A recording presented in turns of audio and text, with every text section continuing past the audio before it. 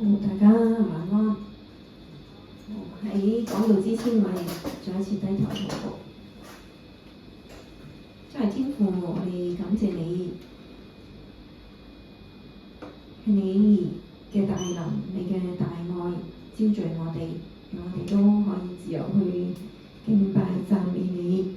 又感謝你賜下你嘅話語，使到我哋知道點樣可以活出更加豐盛嘅生命。求主保守，讓我哋呢喺你嘅話語當中都有謙卑順服嘅心，讓講嘅聽嘅都同得造就同埋祝福。你同心禱告，奉耶穌基督得勝寶貴名字祈求。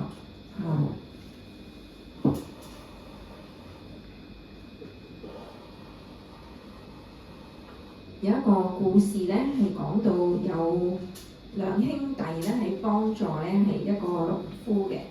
咁有一日呢，個農夫呢就遺失咗佢嘅鞋喎。咁咧而呢兩兄弟呢，就咧佢又唔係惡作劇嘅，佢咧將咧諗住點樣幫個農夫咧係將啲錢咧就塞咗喺農夫嗰個鞋嗰度。咁就有一日個農夫咧就揾翻佢嘅鞋咯喎。咁仲意外咧發現即係為到佢能夠意外有一筆錢咧，就感謝神。咁而咧嗰兩兄弟咧，因為幫助咗嗰個農夫咧，而咧覺得好開心。今日咧係透過《歌羅西書》第1章26到29節咧，我哋去思想翻點樣喺我哋嘅生命裏邊咧去活出基督呢一份嘅愛。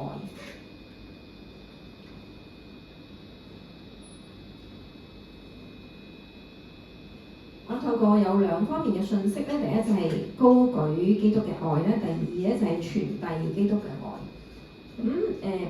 保羅咧寫歌羅西書佢嘅背景咧，佢亦都係喺監獄裏邊寫嘅。咁佢點知道當時歌羅西教會嘅情況咧？而保羅亦都唔係咧，佢本身咧佢係去建立歌羅西教會嘅，咁都係咧佢從咧係信徒當中去知道啦。咁而當時佢哋面對緊同樣都係有異端嘅出現啦，咁咧亦都喺當中咧係保羅咧就係要係即係藉着佢所對歌羅西教會咧一啲嘅教導。咁係喺第26節咧佢就提到咧係這道理就是歷世歷代所隱藏嘅奧秘，但如今向他嘅聖徒顯明了。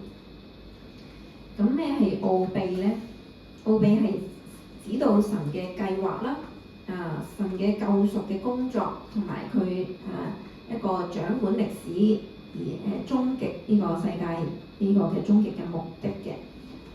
咁呢個提到奧秘啦，隱藏嘅奧秘咧就係即係知道咧就係、除咗神嘅啟示咧，其實係冇人知道喎，冇人知道究竟即係呢個奧秘係啲乜嘢。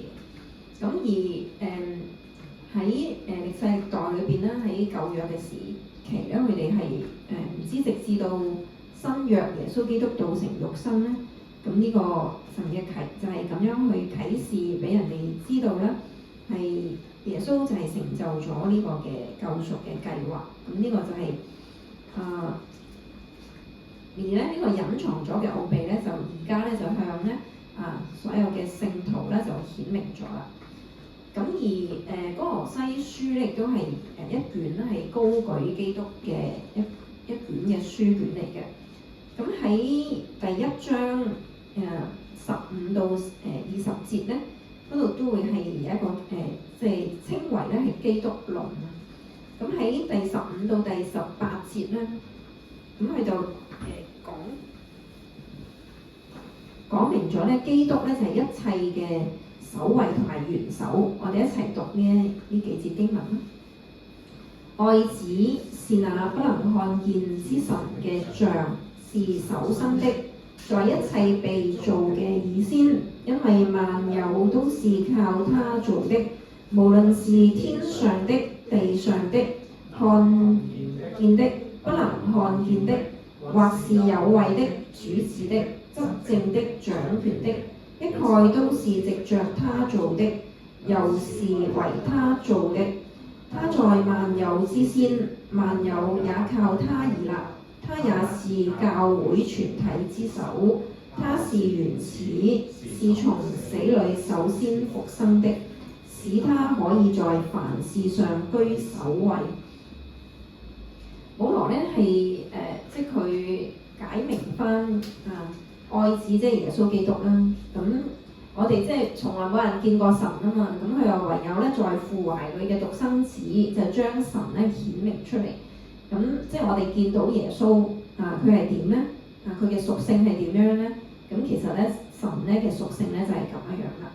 咁佢話咧佢係首生的咁而咧係唔好諗住咧耶穌就係佢都係2000幾年前先至嚟啫，佢先至有啫。咁其實耶穌咧就係其實係嗰個一齊咧同天父啦聖靈咧係即係一齊嘅三位一體嘅神咯，係自有永有嘅喎，都係由創世以前咧已經係有㗎啦。咁太初有道呢個道咧其實就係喺耶穌道成肉身嘅時候咧就咁佢呢個道咧就係即係參與，亦都係參與創造天地萬物嘅。咁所以咧係即係呢一度咧係高舉耶穌基督，咁佢就係一切嘅首位咧同埋元首嚟嘅。咁亦都係我哋教會嘅頭，都係耶穌基督啦。咁跟住第19節。19節咧就話，因為父喜歡叫一切豐盛嘅在他裏面居住。基督裏邊係有咧神一切嘅豐盛嘅。咁耶穌基督就係即係好豐豐富富嘅。咁就另外咧，呢度都提到咧第20節，我哋一齊讀。既然藉着他在十字架上所流嘅血成就了和平，便藉着他叫萬有，無論是地上的、天上的，都與自己和好了。耶穌就係道成肉身啦，藉着耶穌喺十字架上面所流嘅血啦，咁咪就能夠咧，我哋可以同父神咧就和睦嘅。即係和好啦，能夠咧可以恢復翻嗰個嘅關係。咁所以咧就呢個無論係地上咧、天上咧都與自己和好。咁呢個就提到就係講到耶穌基督。而咧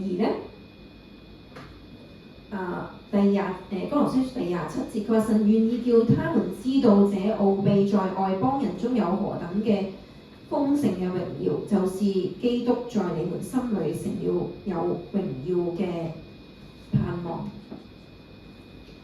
而咧耶穌基督咧，佢就係能夠咧係神咧藉着基督咧係要住喺世人嘅心裏邊。即係我哋接受耶穌啦，我哋接受耶穌其實就神係住咗喺我哋裏邊。咁而咧呢個講到豐盛嘅榮耀啦，豐盛嘅榮耀咧就係指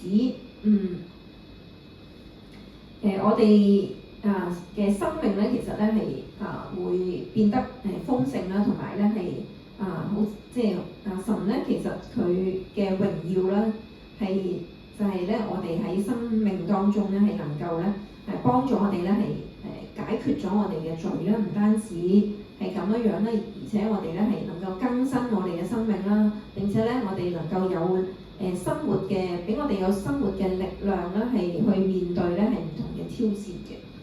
咁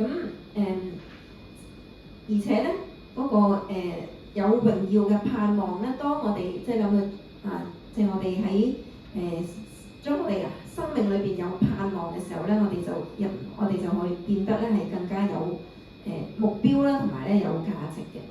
咁而豐盛嘅榮耀喺哥林多前書2章9節咧，佢都提到佢話，如經上所記咧，神為愛他嘅人所預備嘅係眼睛未曾看見，耳朵未曾聽見，人心也未曾想到嘅。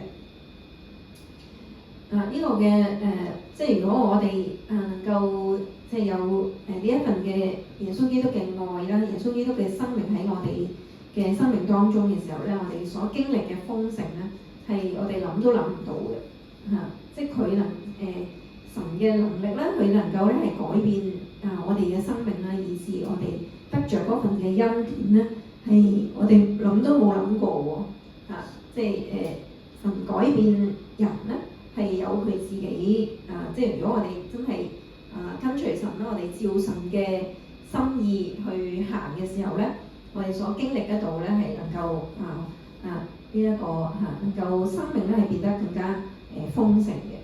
咁而神咧就能夠咧喺當中咧就讓我哋咧知道咧神嘅一切。咁而咧我哋知道咧係羅馬書5章8節，佢話唯有基督在我們還作罪人嘅時候為我哋死，神嘅愛就係咁樣向我哋顯明。喺我哋即係神嘅愛咧就係即係有冇有邊個能夠為我哋真係即係真係死咧？係咪？咁咧喺網上面咧搜過一個嘅即係睇到一個嘅見證啦。咁佢就係一個即係喺度咧捉咗一班嘅人啦。咁然之後咧就於是咧，但係咧呢個嘅喺裏邊咧嗰個軍官咧就想殺咗呢啲即係呢啲咧係人啦。咁跟住有一個就出嚟啦，佢就話：我願意咧係即係替佢哋死啦，但係你唔好殺咁多人，因為佢哋仲有佢哋嘅家庭。咁於是咧呢個軍官咧就願意既然佢咁樣提出啦，好啦，咁呢一個人咧就犧牲咗佢自己，咁咧就於是咧就拯救咗其他10幾個人。咁而咧呢一位咧真係佢能夠就係好似咁能夠活出好似耶穌基督咁樣樣啦，係願意咧係替人去犧牲，以至咧係有一個就好似耶穌咁樣嘅捨己。咁我哋喺我哋嘅生命當中，我哋點樣可以咧係高舉基督咧？即係高舉基督，我哋目的咧都係為咗咧係讓人咧去知道、去認識基督。其實佢嗰份嘅愛啦，佢嗰份係捨己啦，佢願意咧係為咗我哋嘅緣故，我哋呢一班係啦，即係得罪佢嘅人咧而犧牲佢自己嘅生命，為咗要拯救我哋。而目的其實咧係佢能夠讓我哋能夠同神咧去復和即係有翻呢一個嘅關係。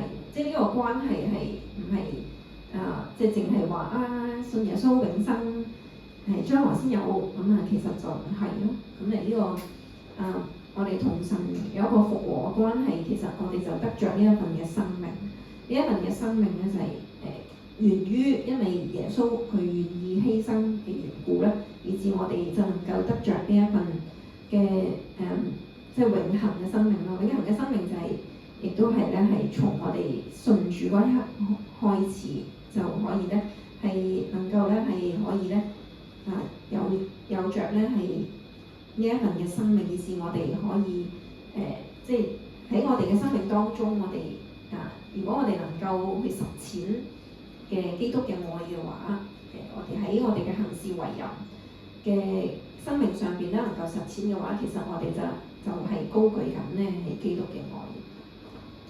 咁而另一方面咧，又要咧係保羅佢就話：我們傳揚他，用各樣智慧勸戒各人，教導各人，為要使各人在基督裏得以完全，可以呈獻給神。呢個係新漢語譯本嚟嘅。新漢語譯本咧就係諸般，話本係諸般嘅智慧咧。咁而諸般嘅意思咧就係指各樣嘅智慧咯，各樣能夠讓人可以去認識神嘅智慧啦。咁勸戒咧就佢唔信，咁我哋咧就要勸勉啦。咁究竟佢係對未信主咧，定係信咗主嘅人講咧？其實咧都係兩方面都係需要嘅。咁首先佢未信主，我哋都要係有智慧咧，點樣去讓佢去認識神啦。認識基督嘅愛啦。咁而咧，讓佢跟住咧，我哋就要栽培啦，要去教導啦咁樣。咁目的係乜嘢咧？就係使到信徒嘅生命啦，佢嘅信仰嘅生命咧，能夠生命成熟啊。生命成熟咧就能夠咧可以呈獻俾神，即係意思咧係呢度講到咧將人完完全全咧係帶到去神嘅面前咯。咁而完全咧就係指到生命嘅成熟啦。咁我哋都要將我哋嘅生命咧係呈獻㗎嘛。羅馬書12章都講到，我哋要將身體獻上，當作活祭咯。咁而我哋嘅生命咧係都要咧係保羅就係領受咗呢個職分啦，佢就係傳福音嘅職分啦，去教導啦，去勸勉啦，目的就係要將人咧係帶到神嘅面前啦，係將即係生命咧係繼續去更新啦，以致保羅咧係好勞苦啦，去傳各樣嘅神嘅福音啦。咁而各樣嘅智慧咧，我哋可以點樣去用咧？咁我哋啱啱過咗咧中秋節啦，咁我哋可以藉着節期咧，可以咧係將呢個福音啦，可以咧係傳開嘅。咁基督嘅愛咧，咁如果中秋我哋講到就係團圓啦，即係呢個愛啦，一齊啦係呢個嘅關係啦，講到人與人之間嘅關係啦，嗰份嘅愛啦。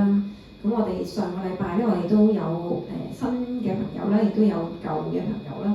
舊嘅朋友即係翻過嚟教會啦。咁佢上星期班人講到咧，講到神嘅家啦，呢個屬靈嘅家。咁即係舊朋友可能離開咗一段時間冇翻教會啦。咁但係可能藉着呢啲嘅節期咧，都可以咧係繼續鼓勵翻佢哋咧係翻嚟啦，去繼續去喺同神咧係建立翻嗰份嘅關係啦。咁而咧喺上個星期六啦，咁有一對夫婦咧係新朋友，咁第一次嚟我哋教會嘅。咁我見佢即係本來我都同佢坐埋一台㗎啦。咁跟住咧坐下咧，佢就走咗去入兒童房喎。咁本來我同另外一對夫婦傾開嘅，咁見到佢。咁坐咗喺兒童房裏邊咁真係一個機會啦。於是咧就走入去同佢哋傾下偈啦。原來咧佢都係即係叫做決咗志咧，但係咧就冇冇教會嘅生活啦。但係咧佢亦都咧係去過有幾間教會啦，亦都係去過崇拜咁啦。咁喺個傾談嘅裏邊咧，就鼓勵佢哋講下點樣叫信耶穌咧就係其實咧就係嗰種嘅關係。咁咧而繼續去祈禱啦。咁希望佢未來嘅日子咧裏邊咧就能夠咧係可以慢慢咧係有教會嘅生活啦，或者咧係繼續咧係邀請佢返教會嘅崇拜啦。咁而咧去到過年啦，就好睇重咧就家人嘅關係啦，同埋新年咧其實係重新立志啦，我哋都可以咧係喺當中有一個嘅信息，可以係喺重新嘅立志點樣去更新我哋嘅生命啦，繼續同神建立咧係更加係有一啲嘅習慣啦，或者係我哋點樣可以追求神啦。咁而聖誕節咧更加係讓人咧去認識，知道耶穌出生或者聖誕節真正嘅意義係乜嘢喎？原來就唔係世界各地都係慶祝㗎啦。咁但係呢個耶穌降生佢嘅意義係乜嘢咧？聖誕節真正嘅意義就唔係享樂啦，唔係話有一啲唔同嘅慶祝，究竟慶祝乜嘢咧？咁就係耶穌降生喺世界咁樣。咁而復活節啦，亦都係唯一真係基督教咧，唯一係真係同其他唯一嘅教主，其他講咩嘅宗教嘅教主都冇復活過嘅，唯一係真係耶穌就係從死裏復活。咁但係咧，可能復活節咧就比較少人去慶祝，即係唔信基督，即係唔係基督教，唔係信徒嘅話咧，好少喎。咁但係咧，唔信耶穌嘅人咧都會慶祝聖誕節嘅喎，可能去食聖誕大餐咁樣都會喎，但係即係覺得聖誕節咧就會慶祝。咁但係咧復活節就比較少。但係我哋都可以透過呢啲唔同嘅節期咧，係讓人咧係可以咧係即係喺呢啲嘅機會裏邊咧係傳遞咧係基督嘅愛讓我哋咧都可以咧係即係我哋自己可以咧喺當中咧去傳遞咯。咁保羅咧亦都講到，佢話我為此勞苦咁而咧喺新漢語譯本咧就第29節咧就話我也為這事勞苦，按着基督在我裡面強有力地運行嘅大能而奮鬥不懈。咁呢個為這事即係就係講到28節係啦，28節嘅用各樣傳揚他啦，用各樣嘅智慧啦，勸戒各人啦，教導各人啦，目的都係要使到各人咧能夠喺神基督裏邊得以完全。咁而保羅佢話我為此勞苦，保羅真係好勞苦喎。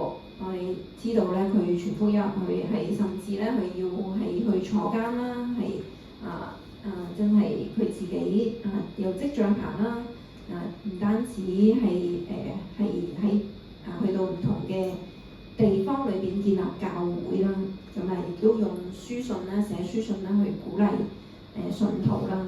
咁而咧佢提到重要嘅咧就係佢話佢靠乜嘢咧？就係喺基督裏邊咧係俾佢有呢一個，佢喺基督裏邊有呢一個嘅能力，基督就喺佢裏邊佢所以咧佢就話我呢個有呢個寶貝喺我嘅瓦器裏邊咧，顯出莫大嘅能力啦，唔係出於自己啦，而係出於咧係耶穌基督。咁佢有神嘅能力，但係咧佢都要靠佢自己咧係盡心竭力啦。咁而另外一個譯本咧就係奮鬥不懈。咁呢個咧就係保羅佢嘅生命啦，佢能夠傳遞係基督嘅愛。分享呢一位嘅宣教士啦，佢就係叫做潘寧卓，有冇聽過佢個名？係有冇聽過佢嘅見證？係咁潘寧卓係而家佢今年應該係81歲。咁佢喺1944年咧係出世嘅。咁佢生於英國倫敦啦，係家境都唔錯嘅。咁佢又好中意音樂，所以佢就喺英國嘅皇家音樂學院嗰度係讀書嘅，咁畢業。咁佢就自細咧就係返教會啦，跟屋企人跟爸爸媽媽返教會啦。咁佢就有一個嘅心願咧，畢業之後咧，佢就好想咧去外國宣教，即係去海外宣教。咁咧佢就諗過，即係好似一諗就係咪非洲咧？咁但係咧又冇乜即係神冇開路啦咁樣。咁於是咧佢就佢話我都係要去即係我又唔知去邊喎，都係要去外國去傳福音㗎啦咁樣。咁咧就牧師咧就同佢講啦，咁好啊，咁你買一張最平嘅機票，船飛，你買張最平嘅船飛，但係咧又可以去到最多國家嘅。咁於是咧佢就買咁樣咧就從法國諗住去日本嘅。咁跟住咧就途經有8個國家。咁之後咧都好似即係睇下去邊度有感動啦。咁嚟咗香港維多利亞港，咁佢覺得呢個地方好有感動。於是咧佢就落咗船啦。咁佢入境嘅時候咧，咁佢就問佢因為以前入境好容易嘅啫。咁佢你有幾多錢啊？咁佢身上得100蚊喎。咁佢話你100蚊，你住你嚟幾耐啊？咁樣。咁佢就諗起咧，突然間有個智慧就話佢阿媽嘅契仔喺呢度做警察。咁佢我嚟呢度探我嘅親戚，我嘅親戚係做警察嘅。咁佢就喺1944年咧，當時係22歲就嚟咗香港啦。佢就嚟咧就係教英文啦同埋音樂啦。咁佢就係有一個傳道人咧，就同佢講：你想唔想嚟九龍城寨啊？咁佢終於咧，佢就去入咗九龍城寨。咁佢就係過一啲好簡樸嘅生活啦，家徒四壁啊，即係咩都係人哋俾啦。同埋咧有一隻貓喎，隻貓都係人哋俾嘅。咁喺當中咧，佢就佢話一啲同啲小朋友教啲英文啊，教音樂咁啊，啲小朋友帶佢哋入去城寨嗰度啦。咁大家知道城寨喺香港係三不管嘅地方啦，係即係黃賭毒乜都有㗎啦。喺裏邊就好污糟、好邋遢啦，有好多老鼠啦咁樣。咁但係咧，佢就喺嗰度咧係傳福音，令人歸主。咁佢話咧城寨未拆之前啦，咁佢一嚟去到城寨拆嘅時候咧，有27年嘅時間咧，就同妓女咧、道友啦、幫咗賭徒咧一齊度過。咁佢仲建立咧係有青年嘅團契啦。咁咧就即係叫嗰啲小朋即係10零歲青少年咧就翻即係嚟啦咁樣。咁於是咧咁因為佢哋有黑社會背景啊嘛，咁嚟咗變乖咧，咁啲黑社會咧就即係想騷擾佢啦，咁淋嗰啲糞便咧喺嗰啲牆度，咁佢幾乎咧就想走喎，即係好即係喊晒，不如走啦。咁後來即係佢裏邊嗰份嘅力量咧，讓佢咧係清洗乾淨，於是就繼續喺度服侍啦咁樣。咁亦都咧係曾經咧係即係有人嚟即係有人嚟監視住佢啦。咁監視嗰個黑社會個人咧即係都算埋耶穌咁啊。咁跟住咧就個黑幫大佬咧都話啦：邊個跟你嘅信咗耶穌變好嘅可以脫離幫會咁樣咯。咁從有一次咧就同黑幫嘅黑社會嘅人去講數，話我冇錢㗎，佢都冇錢㗎咁樣咯。我哋只係帶你信耶穌啦咁樣。另外咧佢又幫一啲道友咧係戒毒，就城寨清拆咗之後咧，繼續咧係做福音嘅事工。以下咧有其實係1992年咧，新聞圖譜係而家係播翻1992年咧曾經接受過呢個嘅訪問嘅。咁我哋即係睇下呢一位叫做城寨奇女子。咁我哋會睇後邊最後嘅4分鐘咁上下，係第10，係唔該。但係我哋未試過冇今日嘅嘢，我哋時時都有搞今日啊，喺錢同埋屬靈方面。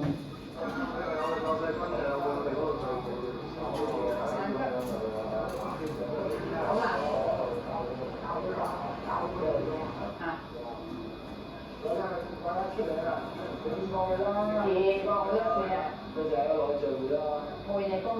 啦，過去10幾年，潘小姐都會同啲義工一齊去探訪啲露宿者。1個禮拜定期2晚，會派飯俾露宿者，關心佢哋嘅生活。因為我哋探人哋啊，就係幫佢哋企我關心佢哋啊，就有時分享食物啊，或者俾啲氈啊，或者衣服啊，就可以見佢哋，就開始感覺神嘅愛。就我哋俾啲物質上嘅嘢人哋啦，但係最緊要係佢哋知道有人關心啊，有愛心啊。所以我哋見人哋改變啊！有一次我哋探人哋3年啊，佢哋先開始傾有啲人就習慣俾人拒絕啊。有啲人我哋探1年啊，已經可以俾佢哋入到屋啊。我哋陪佢哋睇醫生啊，或者福利會啊，呢啲咁樣嘅嘢。我覺得人哋嘅生命，人哋咁有學識同埋佢隨時可以出去揾人哋都揾半個層，而佢都唔願意去做嘢，佢願意全時間。佢用盡嘅心，用盡嘅力，佢只係傳福音俾我哋呢啲咁冇用嘅人聽。而我哋一個係咩人啫？我哋一個食物品人喺呢個世界人哋都當我死人一樣，當我哋係一堆係垃圾嚟嘅。但係咧，我都可以而家有個時間可以去做呢份工作，係覺得我自己已經係最滿足一樣嘢。所以我睇阿潘小姐就係一個我好欽佩嘅人。如果我你唔係即係遇到潘小姐嘅話，你認為你而家會係點？我可能死咗，可能我一針落緊針已經去咗，即係死咗啦。可能你唔到呢個年齡，我已經唔喺呢個世界。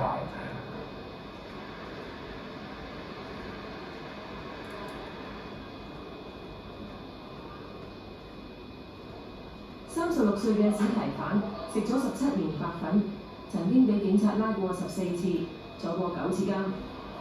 以前專門喺街邊劏死牛，而家就變咗喺街邊服侍人。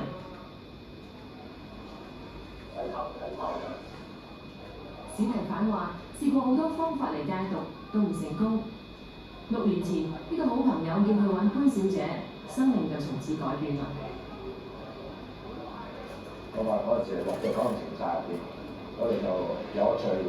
嗰陣時潘姐喺嗰度，咁我落到去咧，第一個俾我個感覺咧就好特別，因為有一班人喺度咧，多數人我認識嘅，不論我坐監啦，或者係細個佢出嚟玩嘅啦，咁我哋大家一齊出嚟殺人揾嗰啲咧，咁佢哋都認識耶穌，改變咗，即係變咗俾我自己覺得咧，我自己好奇怪。真係耶穌能夠幫到，因為佢哋嘅行為舉止都係改變咗，俾我睇到一啲。咁我嗰陣時就嘗試去接受耶穌。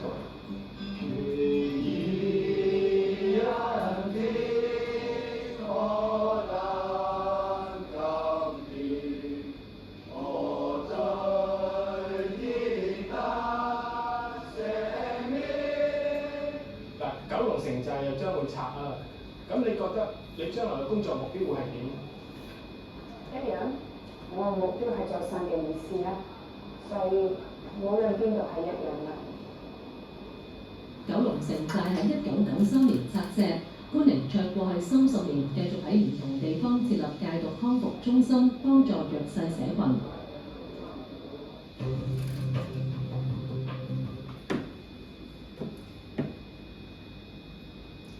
大家如果係啦，即係都可以棘上去新聞淘寶啦。其實你打城寨奇女子咧，就會可以揾到㗎啦，其實就睇到佢個生命咧一位好即係願意咁單純咧，願意去喺佢最年輕嘅時候啦，22歲，即係放棄佢喺英國好舒適嘅屋企，去到一個最即係香港裏邊咧係最污糟、最罪惡、最黑暗嘅地方裏邊。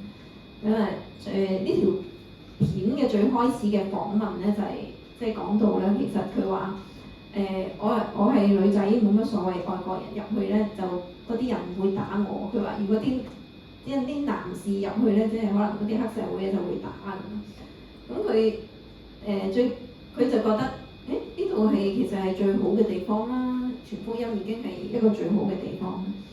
咁睇到佢嘅生命真真正正係活出基督嘅愛，喺當中去傳遞耶穌基督呢一份嘅福音。求主咧都幫助我哋咧，讓我哋咧都透過即係我哋知道耶穌基督佢嘅犧牲啦，佢係神，佢都願意咧道成肉身嚟到呢個世界謙卑佢自己，就為着我哋呢一班人咧係最後係行上十字架，成就咗救恩，使到我哋能夠同神去和睦，而且亦都係即係佢都係吩咐啦，係啊，耶穌都吩咐話你們要去使萬人作我嘅門徒。正如咧潘小姐潘寧卓宣教士，佢就話咧，佢最初佢領受呢個感動嘅時候，佢話去邊啊？我唔知啊，我淨係知道要去咯咁樣。去就係將耶穌基督嘅愛去傳遞啦。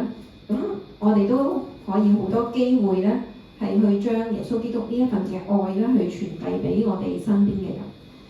讓我哋咧喺我哋嘅生命當中咧，我哋都願意咧謙卑，願意咧係順服學習效法耶穌基督佢呢一份捨己愛人呢一份嘅生命，而係實踐喺我哋嘅生活當中。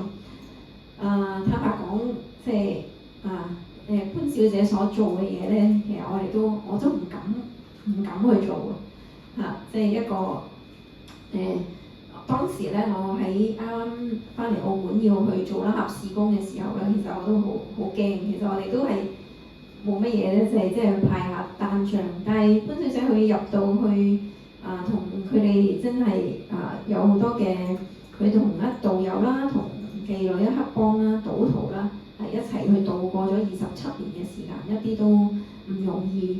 佢嘅生命當中咧係真真正正係可以活出基督呢一份嘅愛，盼望我哋都可以咧係喺教會當中，我哋即係只要我哋願意去繼續去將呢一個福音去傳開，用唔同嘅智慧咧，用唔同嘅機會咧，我哋可以咧係當中咧去分享呢一份耶穌基督嘅呢一份嘅愛。咁嚟緊我哋10月26號咧，我哋會有呢個 BBQ 嘅戶外嘅崇拜啦，我哋都係可以藉着呢個機會咧去接觸我哋身邊未信主嘅人嘅。咁我哋都係真係喺當中咧係祈禱啦，讓我哋咧能夠可以求神去使用啦。最重要係都係即係我哋做好我哋自己做好我哋能夠有機會去分享。其實信唔信耶穌都係神嘅工作，佢喺當中佢嘅工作。咁我哋可以祈禱就係求神去使用啦，同埋我哋都可以咧，讓我哋喺個過程係能夠見到神嘅工作同埋呢一份嘅恩典啦。盼望我哋都能夠繼續去努力讓我哋咧都可以咧喺教會喺我哋嘅繼續去分享呢一份嘅愛啦，喺我哋嘅屋企，喺我哋嘅身邊嘅朋友啦當中，讓更多人啦可以去認識，係透過我哋能夠去高舉耶穌基督嘅愛，以致我哋能夠分享耶穌嘅愛。求主幫助我哋，讓我哋咧都一同唱一首回應詩，活出愛。